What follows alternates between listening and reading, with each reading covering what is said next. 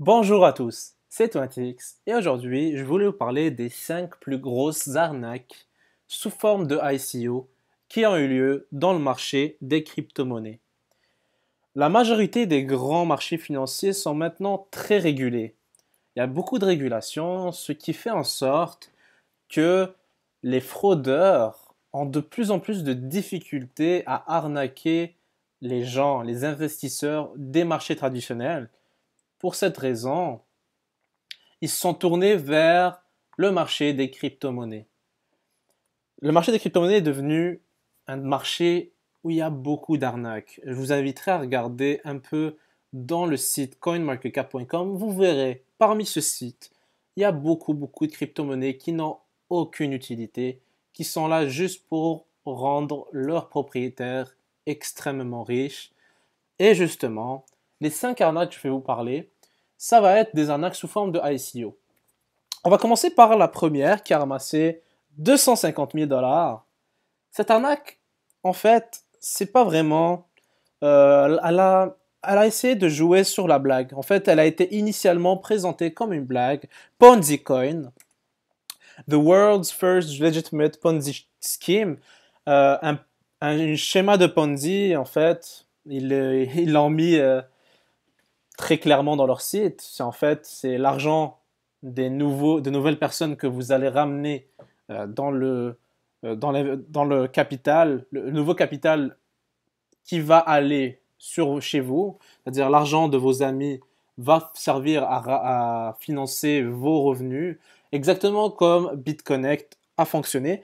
Et en fait, ça c'était une blague. En fait, c'était une blague, mais ça n'a pas empêché des investisseurs de foncer les yeux fermés dans le projet. Évidemment, blague, oui, quand vous allez sur le site maintenant, euh, le propriétaire est parti avec l'argent sans, sans vraiment dire que si c'était vraiment une blague, il aurait redonné l'argent aux gens qui ont investi. Et il se défend en disant qu'il n'a jamais rien vendu, etc. Bref, c'était une arnaque très bien ficelée.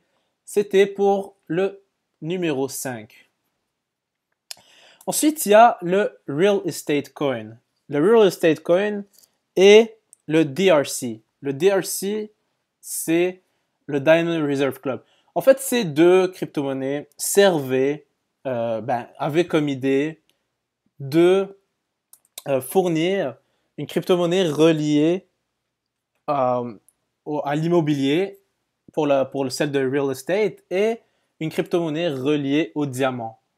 Évidemment, c'est des arnaques. C'est des arnaques et le fondateur a même été arrêté par le SEC. Le SEC, le Securities and Exchange Commission. Et ces deux ICO, en fait, c'était des arnaques. Ils ont été prouvés être des arnaques. Et le propriétaire l'inventeur de cette arnaque, a ramassé 300 000 dollars. Il avait tout planifié. Il avait prétendu qu'il avait le personnel, qu'il avait les avocats, les relations d'affaires avec les fournisseurs, distributeurs, et tout était faux. Tout était que du mensonge. En top 3, il y a deux crypto-monnaies. D'ailleurs, celle-là, Opère, a été publiée sur Cointelegraph, la description de ce projet. Regardez, c'était un projet de système de crédit, de débit décentralisé, système de carte de débit, en utilisant un token. C'était en juillet 2016. Et en fait, les investisseurs ont ensuite remarqué que c'était une arnaque. Regardez, c'est des fausses pages LinkedIn. En ce moment, je suis sur le forum de Bitcoin, Bitcoin Talk. Il y a quelqu'un qui a découvert que c'était des arnaques. Ils ont découvert qu'ils refusaient les entrevues, beaucoup de trucs ambigus. Et aussi, il y a un deuxième projet de la même compagnie, les mêmes fraudeurs en fait, qui ont, qui ont sorti Ebids. Ebids, en fait, le concept, c'était, bon, en fait, on s'en fout du concept vu que c'est totalement, euh, en fait, du mensonge, c'est pas du tout vrai. Ça disait que c'était un clone de Zcash. Zcash, c'est une crypto-monnaie anonyme. Et Bits, en fait, les mêmes forumers du forum Bitcoin Talk ont découvert que Ebits, en fait, c'était relié. En fait, c'était les mêmes personnes qui ont fait l'arnaque OPR, qui était une arnaque démantelée et ils ont disparu avec l'argent. Et justement, ces deux arnaques, combinées ensemble, en 2016, ont ramassé, selon ce post de Bitcoin Talk, 388 bitcoins. À l'époque, ça valait 707 000 dollars.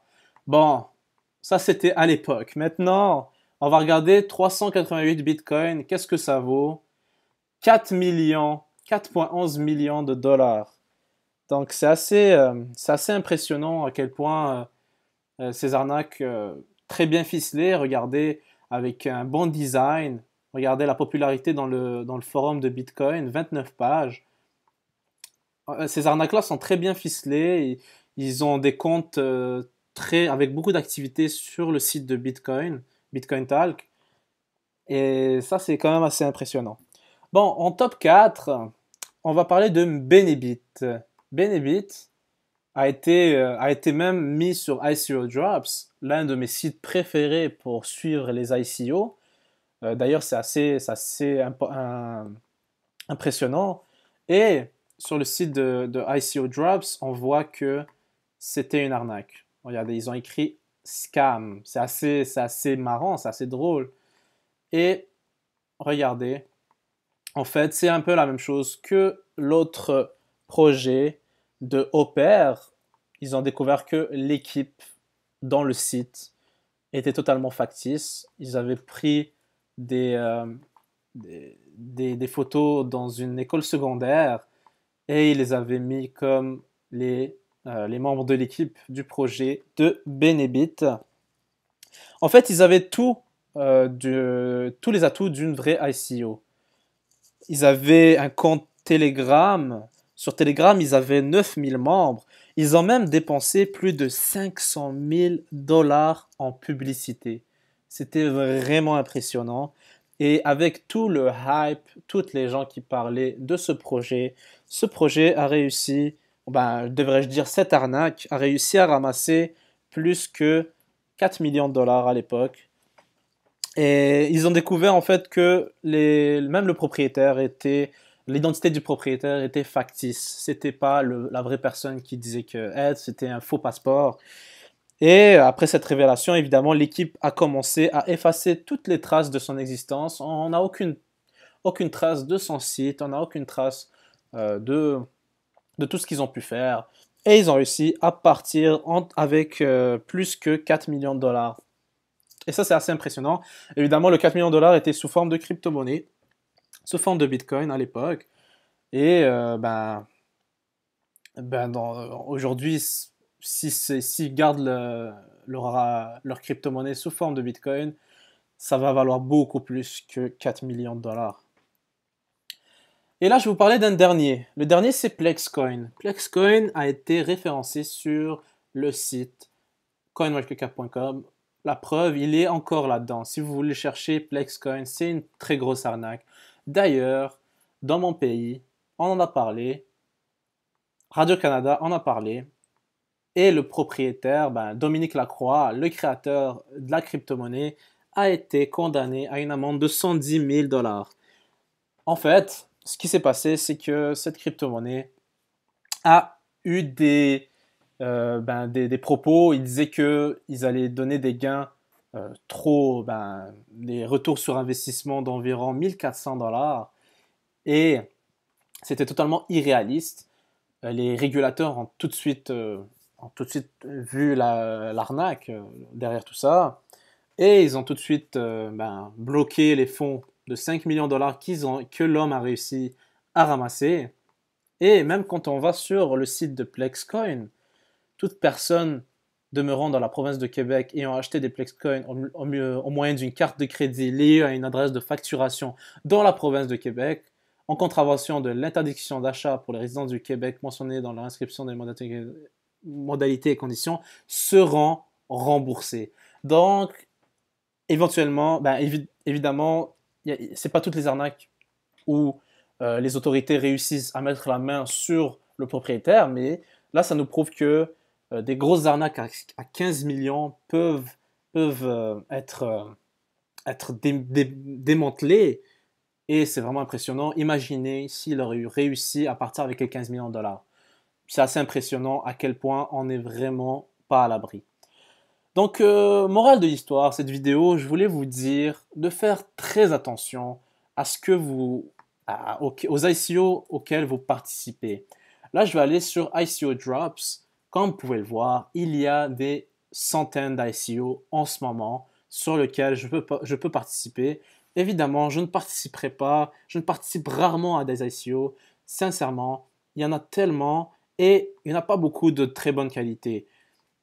Si vous voulez choisir une ICO de bonne qualité, allez d'abord visiter le site internet. Ne vous basez pas seulement sur les scores des sites comme ICO Drops. Regardez la vidéo de présentation, regardez si le site internet est c'est un vrai site internet, qu'il n'y a pas de serveur ailleurs. Regardez sur Google, tapez tapez des informations sur l'ICO, essayez de voir si c'est une arnaque. Et évidemment, le plus important, regardez le white paper. Le white paper, c'est le plus important. Si vous voulez en savoir plus sur une ICO, regardez le white paper et surtout, regardez l'équipe. Comme vous avez pu le voir, comment on a découvert que c'était des fausses ICO et des arnaques, on a regardé l'équipe. Les forumers de Bitcoin Talk ont découvert les arnaques grâce au fait que les équipes étaient mal faites. Ils n'ont pas pensé à tout. Évidemment, ils ne vont pas donner leur vraie identité, mais regardez les équipes, par exemple, et regardez leur LinkedIn. Regardez si ils existent vraiment, si c'est des vraies personnes qui existent.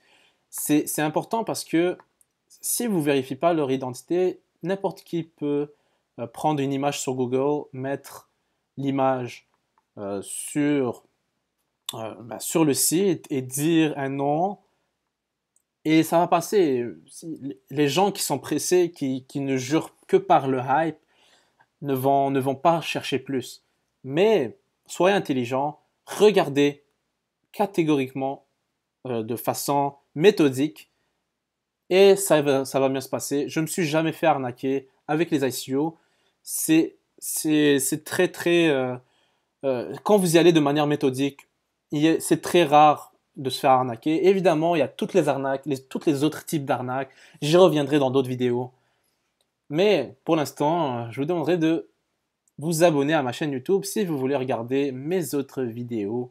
N'oubliez pas de mettre la petite cloche avec les notifications. Et aussi, venez me follow sur Twitter, Mr20x, MR20x. Je poste souvent des tweets. Regardez, j'ai posté un airdrop. Et c'est très intéressant de voir des gens, ce que vous postez aussi. Donc, venez me follow sur Twitter. Et comme d'habitude, merci d'avoir regardé ma vidéo. Je vous souhaite une excellente journée.